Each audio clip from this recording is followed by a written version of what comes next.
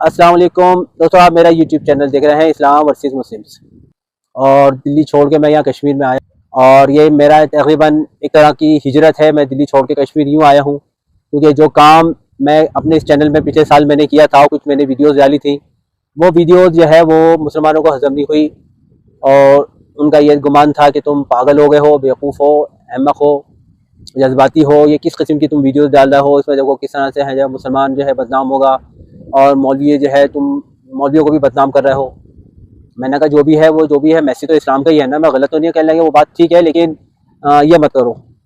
तो मैंने भी कसम खा ली थी कि साहब जो मुझे रोकने वाले हैं मेरी आखिरत में काम तो आएंगे नहीं, चाहे वो रिश्तेदार हों और दोस्त हों, पड़ोसी हों, जो भी हों। तो बहरहाल मैं फिर फैसला किया कि भैया यहाँ से इज्जत करो, ये लोग यहाँ काम नहीं करने देंगे।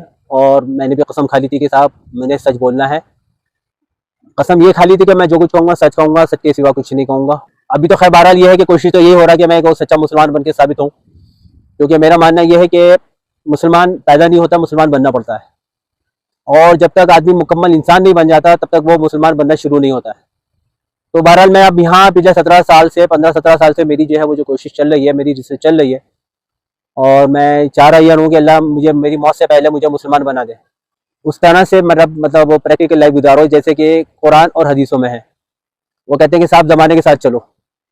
और सबसे बड़ी बात यह है कि हमारे जो है इन मौलवी मुल्लाओं ने जो है वो क्या कहना चाहिए उसको, हमारे खून गंदे कर दिए हैं। किस घमंड से जी? कलमे की घमंड से कि ला इलाहा इल्लल्लाह मोहम्मद रसूलुल्लाह पढ़ लिया, अब जो मर्जी जाए करो, जन्नत अब तुम्हारे बाप की है। जबकि मेरा मानना यह है कि एक कागज़ का टुकड़ा, रद्दी का टुकड़ा, जो जिसको डिग्री कहते हैं, चाहे वो स्कूल कॉलेज से मिले या मदरसों से मिले, ये मैं आगे बताऊंगा कि मैं इसको रद्दी का टुकड़ा क्यों कह रहा हूँ, क्योंकि बातें अभी बहुत लंबी हैं, बहुत मुख्तलिफ इस किस्म की बातें होंगी। उस रद्दी के टुकड़े को हासिल करने के लिए हम लोग कितनी मेहनत करते हैं, कितनी पढ़ाई करते हैं और कितनी रात को जाग जाग के जो है याद करते हैं, पेपर में घुल जाते हैं और फिर भूल जाते हैं कि साहब हमने जो है इस रद्दी के टुकड़े के लिए क्या क्या हमने जो है वो फॉर्मूले याद किए थे या हिस्ट्री याद की थी। और एक रद्दी का टुकड़ा आ जाता है, फिर हम उस डिग्री को दिखा दिखा के जो है कि हम उतराते फिरते पूरी ज़िंदगी कि साहब हम आलिम हो गए हैं, हम मुफ्ती हो गए हैं, हम PhD डॉक्टर हो गए हैं या IAS ऑफिसर वगैरह वगैरह, ये तमाम जो है वो करते हैं। तो जन्नत क्या इतनी सस्ती है, इतनी मामूली है जो फ्री में मिल जाएगी, उसके लिए कोई मेहनत नहीं करनी, कोई कुर्बानी नहीं देनी। मैं इस वीडियो में यही बताने की कोशिश कर रहा हूँ कि जन्नत जो है वो भी बगैर मेहनत के नहीं मिलेगी। और ये कलमे का जो घमंड है वो हमें मरवा देगा, ये मौलवी मुल्ला लोग जो है वो हमें मरवा देंगे चौड़ाई के अंदर, और कोई बचाने वाला नहीं होगा हमें ऊपर। तो लिहाजा बहुत बेहतर है कि हम सब लोग अपनी आंखें खोल लें, नहीं तो बहुत देर हो जाएगी। आंखें बंद हो गई तो फिर समझ लिया कि साहब इस काम को हम जल्दी कर लें। बहुत कुछ है मेरे पास कहने को इस वीडियो में, बहुत मुख्तलिफ किस्म की बातें होंगी इसके अंदर, बहुत से लोगों को हजम होंगी, कुछ लोग नहीं हजम कर पाएंगे। मतलब गंदे खून की सफाई के लिए रूह अफ़ज़ा से आप जितना भी मीठा मीठा रूह अफ़ज़ा पी लें, उससे गंदा खून साफ नहीं होगा, वो कड़वी साफ़ी ही पीनी पड़ेगी आपको। हम कितनी भी मौलवी मुल्लाओं की जो है वो बहुत अच्छी और बहुत अखलाक की और ये बातें सुन लें, वो हम बस एक कान से सुन के दूसरे कान से निकाल देते हैं। ज़रूरत इस वक्त कड़वाहट की है, वो कड़वाहट जो मैं इन 15-17 सालों में सिर्फ एक मुसलमान में देखी, और वो थे मरहूम डॉक्टर इसार अहमद साहब। वो मेरे आइडियल है, मैंने उनसे बहुत सीखा है और जो मेरी रिसर्च रही है उसमें समझ चलिए कि ज़्यादातर मेरी बातें उनसे टैली करती हैं। वो तारुफ के मोहताज नहीं है, वो आप सब बखूबी जानते हैं उनको। सिर्फ वो ज़रूरत है इस चीज़ की कि हम उनकी कड़वाहट को हजम करें।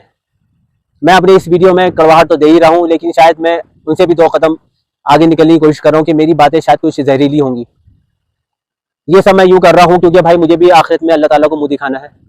कल अल्लाह ताला जो है हशर के मैदान में ये पूछ सकते हैं कि मैंने तुम्हें बोलने की ताकत दी थी तो तुम क्यों लोगों के जो है वो डर के आगे और दबाव में आके तुमने जो है वो बोलना बंद कर दिया।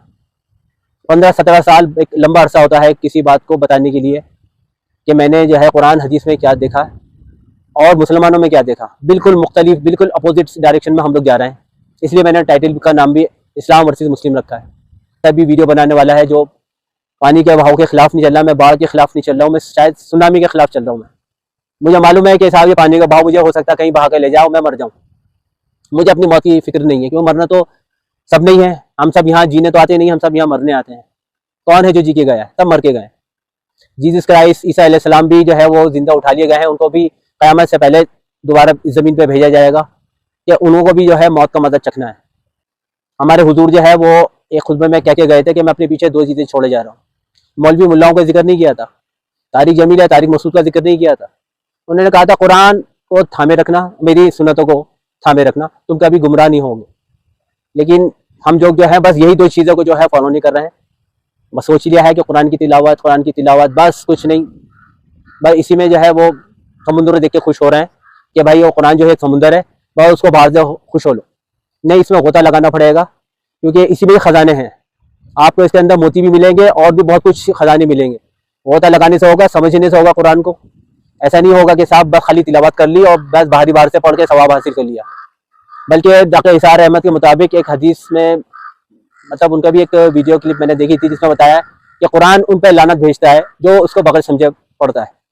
वो क्लिप मेरे पास शायद रखी हुई है, मिल जाएगी। मैं इंशाल्लाह किसी और वीडियो में इंशाल्लाह मैं वो क्लिप दिखाऊंगा। अब हम अपने गिरेबान में जाके देखें कि हम कितने ऐसे मुसलमान हैं जो कुरान को समझ के पढ़ रहे हैं। कोई समझ के नहीं पढ़ रहा। मेरा ख्याल से लाख में 2-4 होंगे शायद जो उसको मायनों के साथ पढ़ रहे हैं। यानी कि इसका मतलब ये, बाकी जो लोग कुरान की तिलावत कर रहे हैं वो कुरान की लानत में है। कुरान की लानत का मतलब क्या है? अल्लाह की लानत। क्या हम ऐसी लानती जिंदगी पे क्या अपनी जिंदगी गुजार के चले जाएंगे? तो लिहाजा आंखें खुलने की देर है। ये मौलवी मुल्लाओं के चक्कर में ना आके हम खुद देखें, हम खुद सीखें कुरान को। अगर हम अरबी की ग्रामर नहीं पढ़ सकते तो कम से कम तर्जुमे वाले कुरान शरीफ आते हैं, आप उसको पढ़ें। तफसीर वाले आते हैं, उसको पढ़ें। नहीं तो डॉक्टर इसार अहमद हैं, डॉक्टर फरहत हाशमी साहिबा हैं, इन लोगों की तफसीर सुने, आप उनके तर्जुमे सुने, आपको बहुत कुछ सीखने का मौका मिलेगा। कुरान जो है वो रटने की किताब नहीं है, सीखने की किताब है। और जब आदमी कोई चीज़ सीखता है तो उसको प्रैक्टिकल करता है। हमारी ज़िंदगी में कुरान का प्रैक्टिकल यूँ नहीं है, क्योंकि हम सिर्फ रटा लगा रहे हैं और इस रटे पे ही सारी जो है वो इतनी मेहनत हो रही है मौलवी मुल्लाओं की। जैसा कि मैंने अभी अर्ज़ किया कि साहब मेरी 15-17 साल से रिसर्च चल रही है और मैंने ये पाया कि जब तक हम कुर्बानी नहीं देंगे और प्रैक्टिकल लाइफ हमारी जो है वो कुरान के मुताबिक नहीं होगी तो हमारे आखिरत में भी फैसले ऐसे ही होंगे। तो मैंने इन 15-17 सालों में जो है वो मैंने ये सीखा कि दुनिया की मोहब्बत और माल की मोहब्बत जो आज पूरी दुनिया में है इस वक्त, वो किसी काम नहीं आएगी। और अल्हम्दुलिल्लाह इससे मेहनत अपने ऊपर जो मैंने की है, ये समझिए कि इस मेहनत के नतीजे में मेरे दिल से जो है अल्लाह ताला ने दुनिया की माल और दौलत को जो जमा करने की जो आजकल होड़ लगी हुई है, जो मोहब्बत है, वो मेरे दिल से निकाल दी है। और मेरा ये वीडियो जो चैनल है वो मैं बना भी इसलिए रहा हूँ कि शायद यूट्यूबर पहला होऊंगा, या हो सकता है कोई और दूसरा भी हो। मैंने कभी अभी तक नहीं सुना कि साहब कोई ऐसा यूट्यूबर है जो 100% उसकी जो भी आमदनी होगी यूट्यूब से वो सारा चैरिटी कर दे। बहरहाल ये मैंने अज़म कर लिया है कि मैं इसको, जो भी मेरे यूट्यूब होगा, इसको मैं सारा चैरिटी करूँगा। और चैरिटी का मतलब ये नहीं होगा कि हम जो है वो कुछ वजीफ़ा या कुछ इस किस्म का जो है वो हम लोगों तक पहुँचाएँ, जैसे कि होता है कि राशन पहुँचा दिया। ये देखिए, पिछले 10 सालों में जब से ये हुकूमत आई, हम देख रहे हैं कि रोज़गार का कितना बुरा हाल है। और अभी पीछे कुछ दिनों पहले मैंने एक रिपोर्ट सुनी, बल्कि पढ़ी, ऐसा आया कि पिछले 3 साल के अंदर जो है हमारे मुल्क में 10,000 से ज़्यादा लोगों ने खुदकुशी की है, आत्महत्या की है। और किस वजह से? बेरोजगारी की वजह से, कि वो 2 वक्त की रोटी भी नहीं खा पा रहे थे, इस वजह से उन्होंने खुदकुशी की। और मैं ये अच्छी तरह जानता हूँ कि खुदकुशी करने वाले, क्योंकि मैं इंडिया में रहता हूँ तो ज़्यादातर यहाँ जो भी है हिंदू हमारे भाई हैं, और मैं अपने इस चैनल में हिंदू लफ्ज़ इस्तेमाल न करके सनातन धर्मी कहूँगा कि जितने भी सनातन धर्मी हैं ये उसमें 99% वही लोग हैं। क्योंकि मुसलमान खुदकुशी नहीं करता। वो अगर भूखा भी रहेगा तो क्योंकि उसको रोज़े रखने की आदत होती है तो वो भूख बर्दाश्त कर लेगा, लेकिन खुदकुशी जैसी हराम की मौत मरना पसंद नहीं करेगा, क्योंकि उसे पता है कि अगर हम खुदकुशी करेंगे, आत्महत्या करेंगे तो अल्लाह ताला उसको क्या मतलब उसको सज़ा मिलेगी। इस सब को देखते हुए भी हमें, क्योंकि बेशक जितने भी हमारे हिंदू भाई हैं, सनातन धर्मी भाई हैं, वो हमारे भाई हैं, भले ही जो है वो थोड़ा मतलब गुमराही का शिकार हो, लेकिन मुझे जो है वो इन यूट्यूब की आमदनी से जो है मैंने जो है वो बिज़नेस को क्रिएट करना है, जनरेट करना है। कि मेरे पास एक प्लानिंग है।